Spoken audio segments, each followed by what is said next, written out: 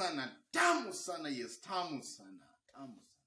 Yes. In this video today, I want us to answer two questions. Only two questions. Why was William Ruto yesterday blocked from traveling or from flying to Uganda? That's the first question I want us to answer. The second question I want us to answer in this video is, what's William Ruto's mission? Because just last month, William Ruto was also in Uganda. What's William Ruto's real mission in Uganda? Those are the two questions, ladies and gentlemen, I want us to answer today in this video. And in trying to answer those two questions, there are four things I want us to dissect and look into details. The first thing I want us to dissect, because after looking into these four things, we shall have just answered those two questions. The first thing I want us to dissect, I want us to look at a company called Smartmatic Company, a company that deals in electronic voting system. That's the first thing I want us to talk about. And then secondly, I want us also to talk about a Turkish nationality by the name of Harun Ayadin. Harun Ayadin is believed to be a terrorist who is already in Uganda as I talk. And he was also part of William Ruto's delegation to Uganda yesterday. And then thirdly, I also want us to look at what the government directive on top government officials flying or traveling outside of Kenya. That's also an area I want us to look into. And then finally, in order also to answer those two questions, I want us to look at the Wilson Airport fiasco. Because in the last 2 weeks, ladies and gentlemen, luggage scanning machine at Wilson Airport has not been functioning. And so, from some quarters, it's widely believed that that was stage managed to allow some people to smuggle maybe goods outside of Kenya and into Kenya through Wilson Airport. Those are the four areas I want us to look into in this video right now in order to answer those two questions. And let's start with Smartmatic Company. Folks, ladies and gentlemen, Smartmatic Company is the company that oversaw results transmission in Uganda in the just concluded election. An election that Yoweri Kaguta Museveni won with a landslide, leaving the opposition crying that an election was rigged.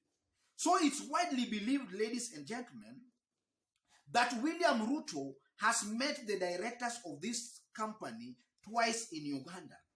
And the meeting between William Ruto and directors of this company, it's also believed and alleged, is being brokered by Yoweri Kaguta Museveni, the president of Uganda. For those who might not know, ladies and gentlemen, IEBC as of now is also speculated and widely believed that IEBC is planning of replacing Oti Mofo, the one that oversaw voting transmission in Kenya in the last two elections. And it's also believed and widely speculated that IEBC favorite to replace Oti Mofo is Smartmatic Company. So that can also explain why William Ruto's mission in Uganda. He might be also trying to broker a deal between IEBC and this Smartmatic Company for maybe his own personal reasons or for his own political reasons. Because we know, ladies and gentlemen, a politician who can control electronic voting transmission of results, if you can have control on that segment, then you have an upper hand in election, because we know, ladies and gentlemen, that elections in Africa and also maybe in Kenya is all just about rigging. It's just purely about rigging. So if you can control or have some kind of influence as to the company that will deal with that, or rather with that sector, then you have an upper hand. So that can also explain, ladies and gentlemen, William Ruto's mission, real mission in Uganda, because his team are saying that they are there for agriculture. That's also a possibility, but also from other quarters, it's also widely believed that what is taking William Ruto to Uganda is to meet directors of this company in order to negotiate, or rather to act as a broker between IEBC and this mathematic company. That's the first reason. And then secondly, ladies and gentlemen, there is this Turkish nationality called Harun Ayadin. Harun Ayadin. Harun Ayadin is believed to be a terrorist. It's widely believed that Harun Ayadin is a terrorist. From that list, ladies and gentlemen, that's a general declaration form of those people who were to accompany William Ruto yesterday to Uganda. You can see that the first passenger there is William Ruto, a Kenyan. We have Oscar Kipchumba Sudi, Kenyan. And then the third person there is Harun Ayadin, a Turkish. The fourth is Dr. David Langat, Kenyan. Fifth, Dr. Eric Ruto, Kenyan. We have Honorable Samson Didijoro, Kenyan. Benjamin Tayari, Kenyan. And Elijah Rono, Kenyan. What caught the attention of very many people is the third passenger there, or the third person there. This man, Harun Ayadin. It's widely believed that this man, Harun Ayadin, is a terrorist. Let me just show you an extract from New York Times magazine in the year 2009 on October 31st. This is what New York Times reported. German police say they have arrested a Turkish citizen on suspicion of planning violence and belonging to a terrorist group. Authorities say the man's luggage contained materials for a detonator and other suspicious items. German authorities say Harun Ayadin's luggage contained a computer CD-ROM with instructions for an Islamic holy war, a protective suit against biological and chemical warfare, and materials for making the detonator for a bomb. That's just an extract from New York Times, the year 2009, October 31st. From that extract, you can see clearly that this man, Harun Ayadin, had been arrested on suspicion of being a terrorist. So what's Tanga or what's William Ruto side saying about this man? This morning, again, ladies and gentlemen, Oscar Sudi, who was part of the delegation that traveled with this Harun Ayadin to Uganda, had this to say.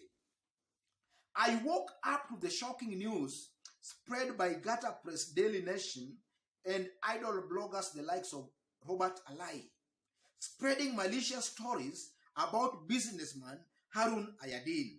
Harun is a Turkish investor interested in modern food farming and not a terrorist as alleged. One synonym between Oscar Sudi and this New York Times magazine is that this man is a Turkish nationality by the name of Harun Ayadin. And Tanga or the Uda group have not come out to deny that the man who was arrested on suspicion of terrorist activities is actually this man who is right now flying with William Ruto to Uganda. They have not come out to deny that. So it simply means that this man who was arrested in 2009 on suspicion of terrorist activities is the same person accompanying William Ruto to Uganda. And it's not only that, ladies and gentlemen. Last month, when William Ruto was also in Uganda, this man was also part of his delegation.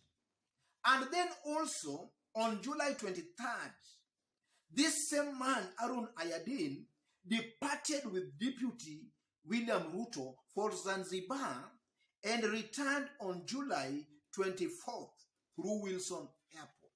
So this is a man who is is involved in William Ruto's maybe political activities.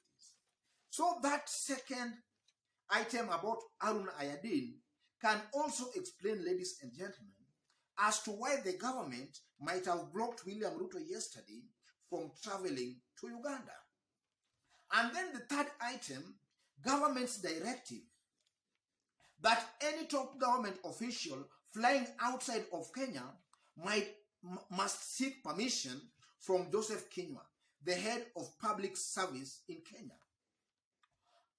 Around March this year, ladies and gentlemen, the government of Kenya issued a directive that any top public or government official flying outside of Kenya had to seek a permission from Joseph Kinyua, the head of public service. That was a directive sometimes in March. And that directive, ladies and gentlemen, was meant to curb the spread of COVID-19. And it was also meant to lower the wage bill. So William Ruto also in this case, ladies and gentlemen, because we know for a fact, he had not sought the clearance of Joseph Kinyua, the head of public service. So he might have also been blocked from traveling to Uganda because he had not been cleared to travel to Uganda. That's also a possibility.